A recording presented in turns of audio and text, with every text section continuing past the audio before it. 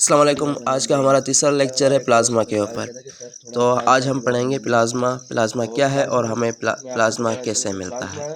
सबसे पहले मैं आपको बताता चलूँ कि प्लाज्मा भी फोर्थ स्टेज है मैटर की। मैटर तो हमें पता है कि मैटर हम किसे कहते हैं। मैटर उस चीज़ को कहा जाता है जो वज़न भी रखती हो और स्पेस भी घेरती हो, उसको हम मैटर कहते हैं। इसी की तरह प्लाज्मा भी फोर्थ स्टेज है मैटर की।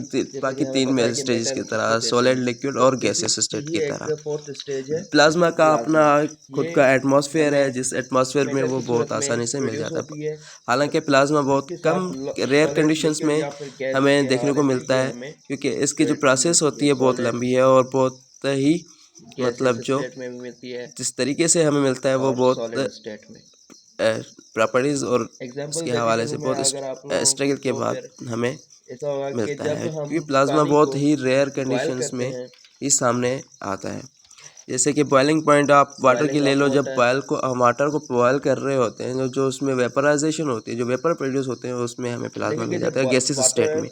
और जो गैसियस स्टेट है प्लाज्मा की, उसी को हम प्लाज्मा कहते हैं। जो वाटर की गैसियस स्टेट में आ जाती है, वेपराइजेशन में आ जाती है, वो वेपर पोजीशन जो होती है वो ही प्लाज्मा कहलाती है। क्योंकि उसमें जो इलेक्ट्रॉन और जो प्रोटॉन्स की इमिटेशन है, जो उस इमिटेशन में जब वो सरफेस पे विजिबली हमारे सामने आती है, तो एक उस स्टेज पे आती है जब हमारे बिल्कुल हम उसको आराम से देख सकते हैं प्लाज्मा को। अच्छा, प्लाज्मा हमें कैसे प्रोड्यूस होता है? बहुत आसान तरीका है, एनर्जी प्लस हीट। हम जब पानी को बॉयल करने के लिए एनर्जी प्रोवाइड करते हैं, हीट प्रोवाइड करते हैं, तो वो हमें वेपर की सूरत में मिलता है। और जो वेपराइजेशन होती है वो हमारे लिए प्लाज्मा होती है। सिंपल सा एग्जांपल। और दूसरा एग्जांपल ये है कि जब आप देखें कि जब एवापोरेशन होती है जस्ट नॉर्मली ओशंस में, रिवर्स में, तो वो भी इसी स्टेट में जब वेपराइजेशन होती है, क्योंकि जब पानी में हीट होगी, उसको एनर्जी प्रोवाइड होगी, तभी जाके वो हमें प्लाज्मा वगैरह देगा। इसमें प्रोटॉन और इलेक्ट्रॉन के जो चार्ज पार्टिकल्स हैं गैसेस स्टेट में बहुत ही ज़्यादा क्वांटिटी में, क्योंकि आपको पता है कि गैसेस हमेशा स्पेस घेरती हैं, क्योंकि जितना भी स्पेस होता है वो उसको आराम से घेर लेती है। जैसे नॉर्मली हमारे टेम्परेचर पे, हमारे नॉर्मली एटमॉस्फेयर में बहुत सारी गैसेस पाई जाती हैं। इसी स्टेट्स में प्लाज्मा भी अवेलेबल होता है गैसेस स्टेट में। जैसे कि आपको पता है प्रोटॉन्स जो होते हैं वो पॉजिटिवली चार्ज होते हैं और इलेक्ट्रॉन्स जो होते हैं वो नेगेटिवली चार्ज होते हैं। और ये दोनों जब हीट और एनर्जी की वजह से डिस्ट्रीब्यूट होते हैं, तो उस डिस्ट्रीब्यूशन में जो वेपर्स प्रोवाइड होते हैं, उस वेपर प्रोवाइड में प्रिजर्वेशन में प्लाज्मा अवेलेबल होता है। इसी की तरह प्लाज्मा की बहुत सारी प्रॉपर्टीज़ हैं। प्लाज्मा हमें बहुत सारी प्रॉपर्टीज़, उसकी बहुत सारी खासियतें हैं। उसकी वो क्या है वो मैं आपको बताऊं। तो उसकी सबसे पहली खासियत ये है कि वो प्लाज्मा आयोनाइज्ड होता है। आयोनाइज्ड चार्ज पार्टिकल्स के ऊपर डिपेंडेंट होता है। आयोनाइज्ड चार्ज पार्टिकल्स में डिपेंडेंट होता है, जो चाहे फिर वो गैसेस पार्टिकल्स हो, सॉलिड पार्टिकल्स हो, या फिर लिक्विड पार्टिकल्स हो। तो ये इलेक्ट्रॉन और प्रोटॉन्स के आयनाइजेशन में गैसेस स्टेट में हमें मिल जाती हैं। और वो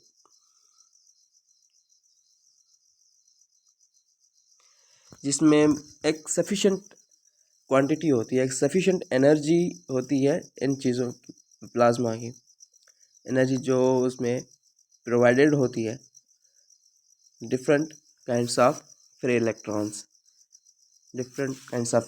प्लस प्रोटॉन्स। तो ये एक टाइप की प्लाज्मा में आयनाइजेशन होती है प्रोटॉन्स की और इलेक्ट्रॉन्स की, जो गैसेस स्टेट में हमें बहुत सफिशेंट एनर्जी, मतलब बहुत ही कम क्वांटिटी में देखने को मिलता है अक्सर। जहाँ पर इलेक्ट्रॉन्स फ्रॉम किसी भी एटम, मॉलिक्यूल हो या एटम हो या सब्सटेंस हो या कोई भी हो, उसमें यूनिट ऑफ अलाउंस कहा जाता है, जो बॉन्डिंग के थ्रू आराम से मिल जाएगा।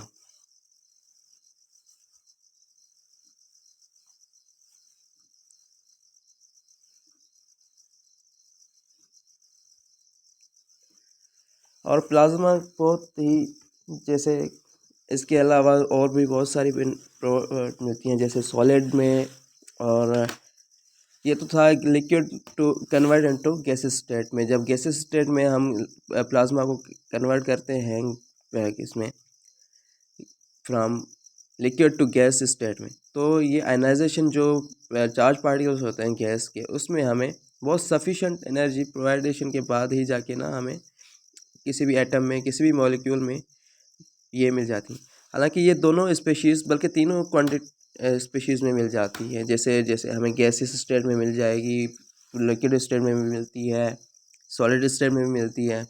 तो ये इलेक्ट्रॉन प्लस प्रोटॉन, जैसे इसमें इनमें गैसेस, लिक्विड और सॉलिड स्टेट में इलेक्ट्रॉन और प्रोटॉन वर्क करते हैं, वैसे ही प्लाज्मा में भी इलेक्ट्रॉन प्रोटॉन्स वर्क करते हैं। लेकिन क्या है कि कंडीशंस इनकी डिफरेंट है, इनके जो तरीके वो अलग है।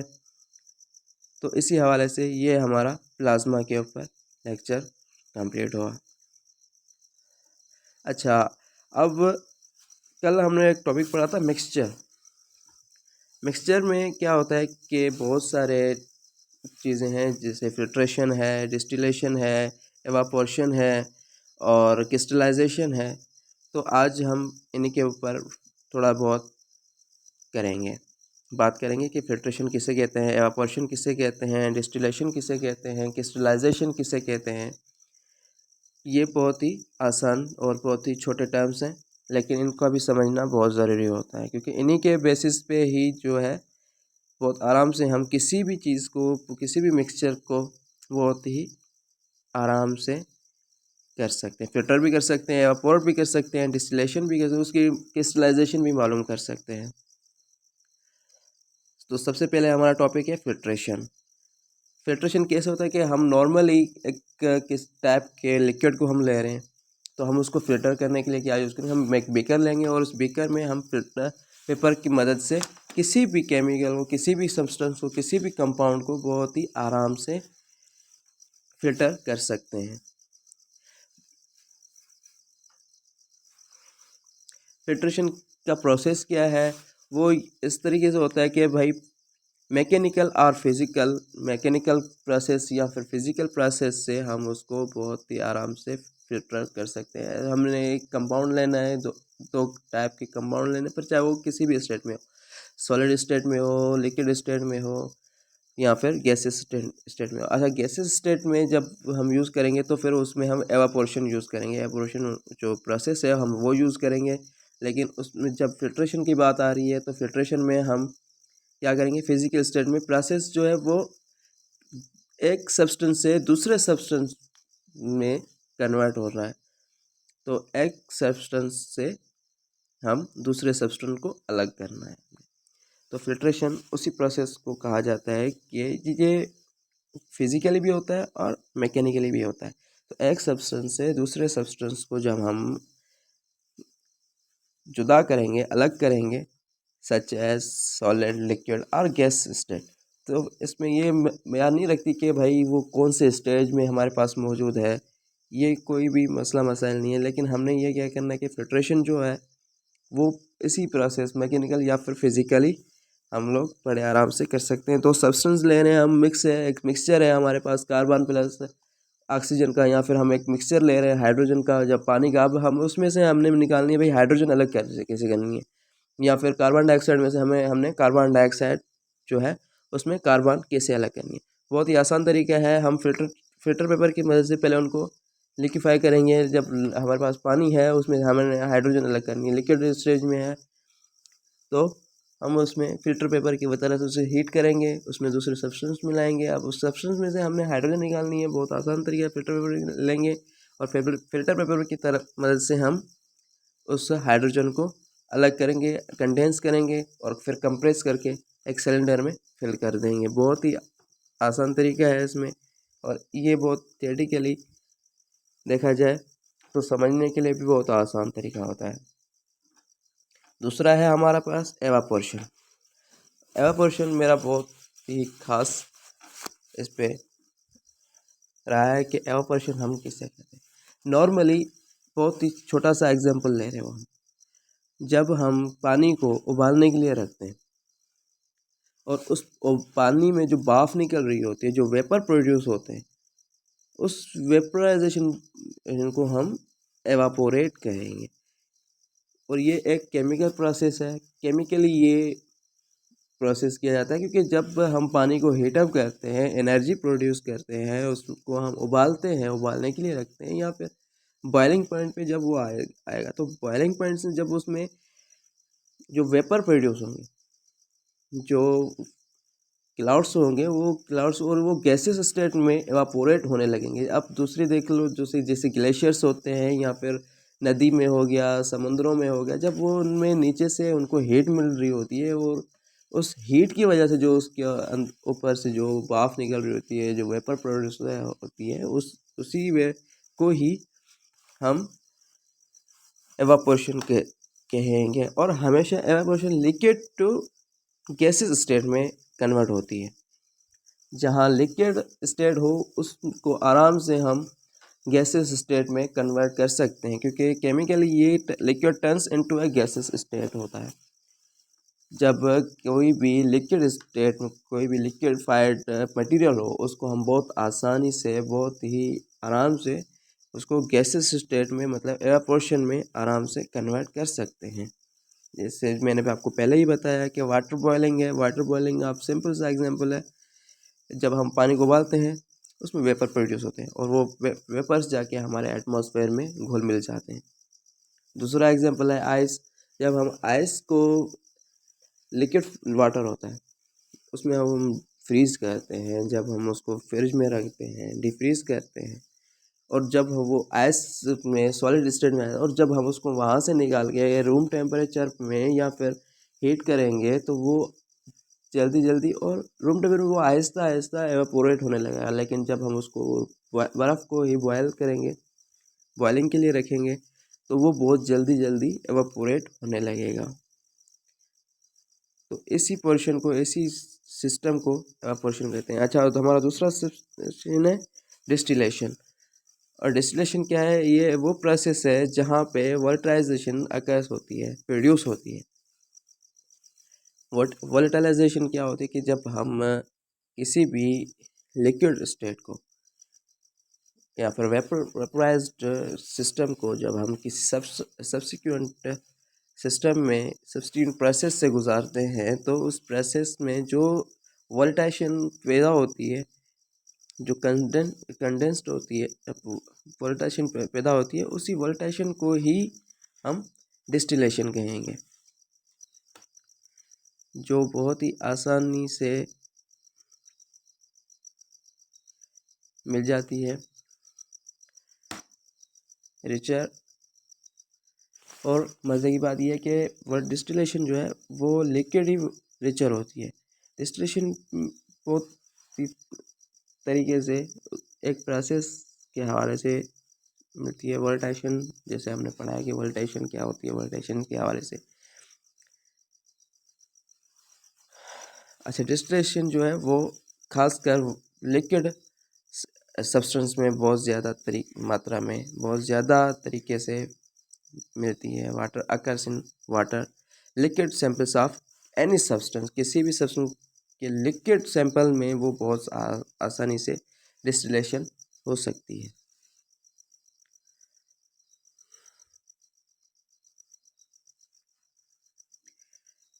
ये उस प्रोसेस को कहा जाता है जिसमें वोलेटाइजेशन हो और ये बहुत आसानी से किसी भी लिक्विड सैंपल में मिल जाएगी। अच्छा, और मैं आपको मज़ीद बताना चलूँ कि डिस्टिलेशन जो है वो एक टाइप का प्रोसेस होता है, और वो इस टाइप का प्रोसेस होता है कि किसी भी मिक्सचर में से, किसी भी डिफरेंट मिक्सचर में से हम किसी कंपोनेंट को अलग कर रहे हैं। जो वो अलग करने का जो तरीका होता है, जो वो डिस्टिलेशन है। तो बहुत ही आसान तरीके से हम आसान लफ्ज़ों में ये सब भी कह सकते हैं, distillation is the process of separating compounds from a different mixture based on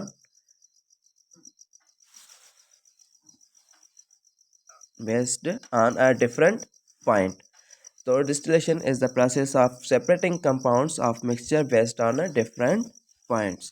तो डिस्टिलेशन हम उस प्रोसेस को कहते हैं जिसमें हम मुख्तलिफ मिक्सचर में से किसी भी कंपाउंड को, किसी भी कंपोनेंट को हम अलग कर रहे होते हैं। तो डिस्टिलेशन का एग्जांपल हम ऐसे ले लें कि मिसाल के तौर पे क्रूड ऑयल हो गया। जब क्रूड ऑयल में बहुत सारे, क्योंकि हम जब क्रूड ऑयल को रिफ़ाइन करते हैं, उसकी रिफाइनरी जैसे होती है वो डिस्टिलेशन प्रोसेस से ही होकर गुजरती है। क्योंकि एक चीज़ को हमने पहले ही बताया कि एक चीज़ की प्योरीफिकेशन, उसको प्योर करने के लिए जो प्रोसेस यूज़ होता है वो डिस्टिलेशन होता है। Purification of alcohol, purification of crude oil refining, purification of water, these all are the distillation processes।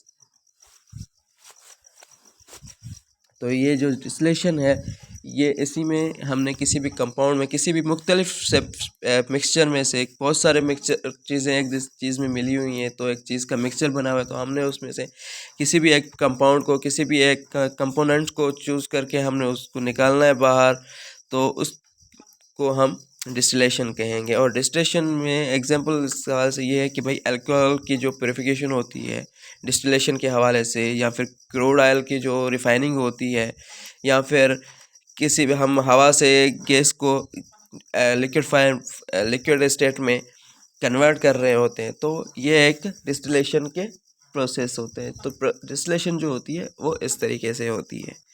अच्छा, उसके बाद हमारा जो नेक्स्ट टॉपिक है वो है क्रिस्टलाइजेशन। अब क्रिस्टलाइजेशन क्या है कि हमने क्या करना होता है। क्रिस्टलाइजेशन भी एक टाइप की टेक्निक है। क्रिस्टलाइजेशन, डिस्टिलेशन, एवापोरेशन और फिल्ट्रेशन, ये सारी की सारी टेक्निक्स हैं कि हर मिक्सचर में, हर चीज़ में एक दूसरे को अलग करने के लिए जो चीज़ें यूज़ होती हैं, जिस प्रोसेस से हमने किसी भी मिक्सचर को, किसी भी मटेरियल को, किसी भी सब्सटेंस को गुजारना है और उसको बिल्कुल प्योरीफाई करना है, या फिर उसको जो एवापोरेट करना है, या फिर हमने उसको फिल्टर करना है, या फिर चाहे उसको डिस्टिलेशन करना हो या क्रिस्टलाइजेशन, तो ये सारी की सारी एक केमिकल टेक्निक्स हैं। तो केमिकल टेक्निक्स और फिज़िकली और मैकेनिकल, ये सारे इन तीन लॉज पे वर्किंग करती हैं, मैकेनिकल, केमिकल और फिज़िकल में। तो क्रिस्टलाइजेशन भी उन्हीं की तरह ही एक टेक्निक है जिसमें हम किसी भी सब्सटेंस को, किसी भी सॉलिडिफिकेशन को हमने कन्वर्ट करना है लिक्विड स्टेट में, तो हमने उसके जाए क्रिस्टल्स देखने हैं कि भाई इस चीज़ के क्या क्रिस्टल्स हैं। जैसे कि सॉल्ट, नॉर्मली एग्जांपल हम ले लो कि सॉल्ट है, शुगर है, ग्लूकोज है, इनके हम पहले से ही क्रिस्टल फॉर्म में मिलते हैं। क्योंकि जब सॉल्ट वाटर से निकाला जाता है तो वो लिक्विड फॉर्म में होता है, और उस लिक्विड फॉर्म को जब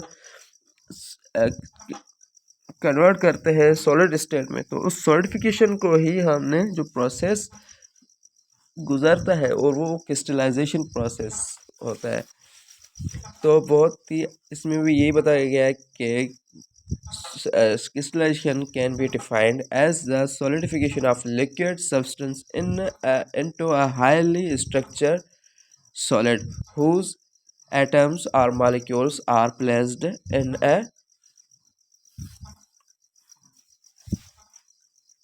well.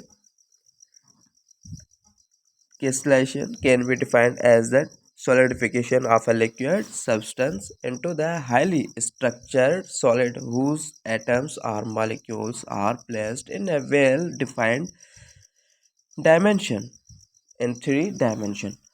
तो ये होता है कि क्रिस्टलाइजेशन जो है वो भी एक टेक्निक ही है जिसमें हमने किसी भी लिक्विड को उसमें सॉलिड स्टेट में कन्वर्ट करना है, और जब वो सॉलिड स्टेट में कन्वर्ट हो जाएगा तो वो क्रिस्टल फॉर्म में आ जाएगा। नॉर्मली देख लो आप, सॉलिड लिक्विड में जब पानी के साथ नमक मिक्स होता है, तो उस नमक को जब हम क्रिस्टलाइजेशन में आएंगे, क्रिस्टल्स हमें उसके मालूम करना, तो वो ये प्रोसेस है कि से क्रिस्टलाइजेशन से हम उसको गुजारेंगे, क्रिस्टलाइजेशन या फिर डिस्टिलेशन। डिस्टिलेशन के बाद जो आता है वो क्रिस्टलाइजेशन। तो इसी प्रोसेस से जाके वो आगे सॉलिड स्टेट में आएगा, तो हमें उसके जो क्रिस्टल्स हैं वो बहुत आसानी से देखने को मिल जाएंगे। और इसी की तरह वो 3 डायमेंशनल होते हैं, और हर एक क्रिस्टल जितने भी मौजूद है इस एटमॉस्फेयर में, इस माहौल में, इस पूरी दुनिया में जितने भी क्रिस्टल्स हैं वो या तो 3 डायमेंशनल होते हैं या फिर वो क्रिस्टलाइजेशन इस हवाले से 3 डायमेंशनल होते हैं क्योंकि उसके जो कोने हैं और वो जो हमें जिस तरीके से मिलते हैं, जिस पॉइंट्स में, जिस क्रिस्टल्स में मिलते हैं, वो 3 डायमेंशनल ही कंसिडर किए जाते हैं। और ये बहुत ही स्मॉलेस्ट पार्ट्स होते हैं, यूनिट्स होते हैं, जिसको हम यूनिट सेल्स का कहते हैं। और crystal is made up of millions of unit cells. और क्रिस्टल्स जो होते हैं वो ऐसे मिलियंस ऑफ यूनिट सेल्स से बने होते हैं, 1, 2 या 3 नहीं बल्कि मिलियंस ऑफ टाइप्स जो होते हैं उनमें हमें यूनिट सेल्स में मिलते हैं क्योंकि क्रिस्टल्स हमें यूनिट सेल्स में प्रोवाइड होते हैं। और यूनिट सेल्स में जब वो उनको कन्वर्ट किया जाता है तो फिर वो मिलियंस में हमें प्रोवाइड। हालांकि ये जस्ट एक कंफर्मेशन नहीं है कि भाई मिलियंस ऑफ में मिलते हैं, क्योंकि उससे ज़्यादा भी हो सकते हैं, कम भी हो सकते हैं। और क्रिस्टलाइजेशन जो होती है, वैसे मैंने आपको पहले ही बताया कि लिक्विड से जो सॉलिडिफिकेशन में हम कन्वर्ट करते हैं तो ये भी एक सेपरेशन टेक्निक है। जो क्रिस्टलाइजेशन है वो भी एक सेपरेटिंग टेक्निक है जिसमें हमने किसी भी सब्सटेंस को, किसी भी चीज़ को, लिक्विड स्टेट में हो या फिर गैसेस स्टेट में। अब जब गैसेस स्टेट में आएगी तो वो हमने पहले उसको लिक्विड स्टेट में आना है, जैसे हम डिस्टिलेशन में पढ़ के आए हैं। तो जब हम पहले उसको डिस्टिलेशन की प्रोसेस से गुजारेंगे और डिस्टिलेशन के बाद हम उसको हीट अप करेंगे, हीट अप और एनर्जी प्रोवाइड करेंगे। और एनर्जी प्रोवाइड करने के बाद जब वो एक सॉलिड स्टेट में आ जाएगा तो हमने उसके क्रिस्टल्स में कन्वर्ट हो जाएगा। और जब क्रिस्टलाइजेशन में होगी तो इसी टेक्निक को, जो ये प्रोसेस है, इसी टेक्निक को हम क्रिस्टलाइजेशन कहते हैं। और ये बहुत सारे मिक्सचर्स में से किसी सब्सटेंस को जुदा करने के लिए भी यूज़ किया जाता है। मिसाल के तौर पे जो क्रिस्टलाइजेशन के एग्जांपल्स हैं वो आप ऐसे ले लो कि द क्रिस्टल्स ऑफ वाटर, जैसे पानी के क्रिस्टल्स होते हैं। हालांकि हमें तो पानी लिक्विड फॉर्म में होते हैं और हमें कैसे पता चला कि भाई वाटर के भी क्रिस्टल्स होते हैं। तो ये मैंने आपको पहले ही बताया कि ये एक टेक्निक है।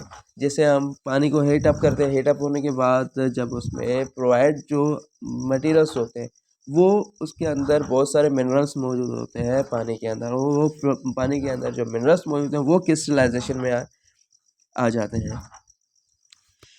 और दूसरा हो गया आइस क्यूब एंड स्नो। देखिए जैसे आ गया ना क्रिस्टल्स ऑफ वाटर, मिसाल आइस क्यूब होते हैं वो क्रिस्टलाइजेशन में होते हैं, या फिर फॉर्मेशन जो आइस होती है, जो स्नो हमारे पास गिरती है, वो भी क्रिस्टलाइजेशन कंडीशन में होती है। अब ये लिक्विड स्टेट में आता है। क्रिस्टलाइजेशन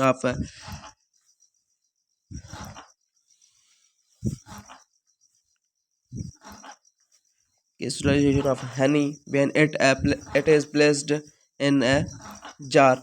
जब शहद के क्रिस्टलाइजेशन होते हैं जब वो जार में पड़ा होता है and expose to a structure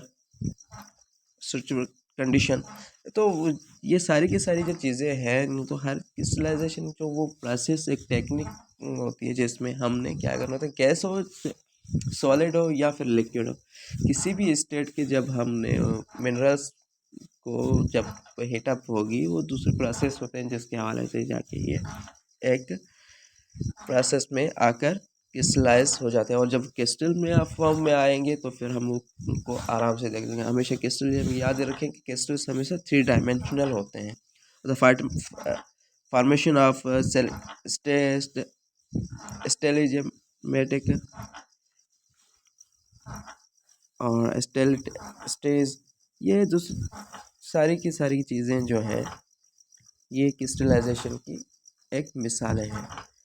तो क्रिस्टलाइजेशन उस प्रोसेस को कहा जाता है, उस टेक्निक को कहा जाता है जिसमें हम किसी भी लिक्विड, किसी भी सॉलिड या फिर किसी भी गैस स्टेट के हमने क्रिस्टल मालूम करने होते हैं। इसके भाई कार्बन के, हाइड्रोजन, पानी या हनी, ये सारी की सारी, या फिर शुगर, सॉल्ट, ये पोटेशियम बाइकार्बोनेट हो गया, ये सारे के सारे क्रिस्टल फॉर्म में आराम से मिल जाती है।